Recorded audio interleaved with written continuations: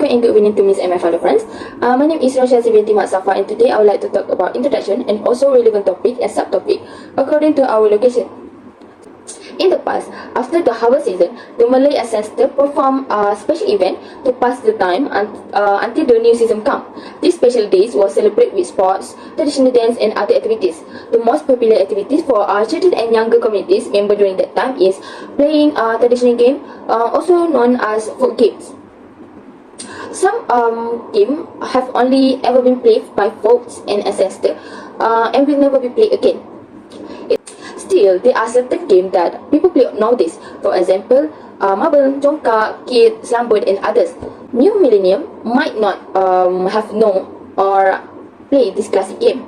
Prior to the middle of the 1980s, the only form of entertainment available in Malaysia was home-grown video game, which like Gala Panjang, Polycentric, Paling Tin, Paling Slipak, or Tujuh Selimpat, and rounders.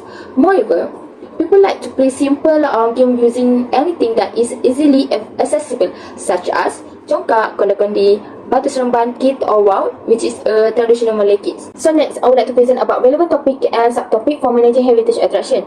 This section will be divided into 4 parts, which is theories, principle, facts, and case study.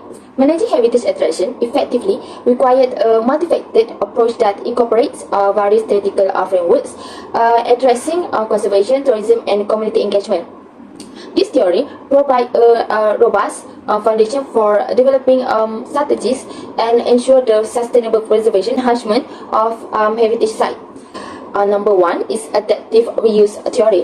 Adaptive reuse theory emphasizes the importance of repurposing old building in or site for new uses while retaining their historical and cultural significance.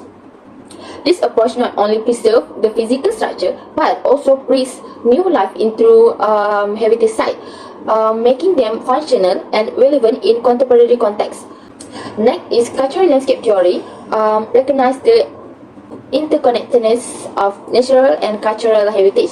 It emphasizes the importance of understanding and managing heritage sites within their broader environmental and cultural context. This holistic approach ensures that conservation efforts are not limited to individual sites but encompass the surrounding landscape and communities. Next, for the heritage, for the principle is number 1, preservation of authenticity and integrity. One of the foremost principles in managing heritage attraction is the preservation of their authenticity and integrity. This principle ensures that heritage sites retain their historical and cultural essence, providing an artistic experience to visitors. Second is sustainable tourism development, which is a core principle in managing the heritage attraction. This principle advocates for environmentally friendly practice such as reducing waste and energy consumption and promoting conservation efforts. Sustainable tourism development ensures that heritage sites remain viable and valuable preserved for the future. For the fact is number 1, economic impacts. Heritage tourism is a significant economic driver globally. According to the World Travel and Tourism Council (WTTC), heritage tourism contributes billions of dollars to the global economy each year. For instance, UNESCO, the World Heritage Site, a major attracting a million of visitors annually and generate sustainable revenue for local economies. For example, the Great Wall of China, which attract over 10 million visitors annually and contribute significantly to the local and national economy. Managing heritage attraction involves numerous preservation challenges. Many sites face threats for environment factors such as climate change, pollution, and natural disaster. For example, Venice, a UNESCO World Heritage Site, is under severe threat from rising sea level and flooding. Additionally, human activity, including mass tourism and urban development, can lead to deterioration of heritage sites. And the last one is the case study. According to case study, the historic center of Florence, Italy, a UNESCO World Heritage Site, provide an insightful case study in the management of heritage attraction. Number 1 is economic significance and challenge. Florence Historic Center is a vital economic asset and drawing tourists from around the world who contribute significantly to the local economy. Preservation of Florence Historic Centre involves a multi-factor approach. The city implement strict regulation to maintain the architectural integrity of building, requiring any renovation or restoration to adhere to historical style and material. So I will pass to the next presenter. That's all from me. Thank you. My name is HTM530. First, I want to present the background of organization. The official name is Traditional Game Museum of Selangor. So, I want to tell the vision and mission. The vision is to preserve, promote, and educate the public about the traditional game of Malaysia, ensuring that this cultural heritage is cherished and passed down to future generations. Next, the vision have a four, including the preserving traditional game and related artifact, and second is providing educational program, third is promoting traditional game through exhibition and event, and the lastly is engaging with the community through interactive exhibit and event. Next, the organization chart. The first is director. The director oversees overall management at school, managing finance, and represent the museum public engagement. Second is a curator. The curator manages collection, acquires artifact, and design exhibition. Then the third is the education office diverse. Educational program for the diverse audience integrating traditional game into core curriculum. Four is marketing and communication officer, responsible for promoting event and managing online presence through campaign and PR. Five is an administrative staff, which is a support daily operation, managing visitor service, handles scheduling and finance. And the lastly is a volunteers and docent. They lead tour and exist in a program and support community. Lastly, I want to share with you guys the heritage attraction at the Traditional Game Museum in Kuala, Selangor. You can learn about many traditional games that are very popular in Malaysia, but I just want to share only 7. First game is a chongka. The game of chongka is played on a wooden board with a 2 row of 7 holes. Play aim to capture more speed than the optional through strategic move. The museum preserves chongka as part of Malaysian cultural heritage. Second game is a gasing. Gasing refers to a various type of spinning top, including the gasing buri for long spin and the gasing jantung with a unique heart shape. Crafted from hardwood or metal, these tops are traditional play after harvest season as part of a communal celebration. The third game is a bola tip. Bola tip is a game where you stack things in a pyramid and can to knock them over by throwing a ball. It's a popular among children and rural areas. The next game is Wow. Wow is a traditional kite-flying game with popular types like Wow Bulan, Wow Kucing, and Wow Jalamudi. These kites made of bamboo and paper are flown during festival and cultural celebration. The other game is a Konda Kondi. Konda Kondi is similar to Tic Cat and involves using 2 sticks, a short one across a hole and a long one to strike the shortest stick into the air. The next game is a Sepatu Tempurung. The game involves using coconut shell as makeshift clock, with a player threading ropes through the shell to create handle for their feet. The objective is to walk and race while wearing these unique shoes. The last traditional game is a senapang kayu. It involves making toys done out of rubber band and wood for safe play. So that's all from me. I want to pass to the next presenter.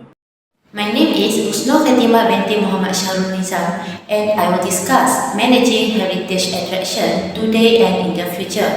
Traditional museum games struggle with artifact preservation due to visitor behavior. You know what? It's common among tourists who bring small children to the museum to visit but do not worry about their children. Let them to touch traditional artifacts which can lead to damage, especially with outdated artifacts. For future challenges include raising conservation costs due to a shortage of professionals. Another issue is low visitor numbers, partly because of inadequate marketing effort like social media. In the future, museums may struggle to attract younger visitors who prefer more interactive interaction. Lastly, museums need to embrace technology like virtual reality VR and augmented reality AR to enhance visitor experience. For example, tourists can utilize virtual reality to mimic traditional games.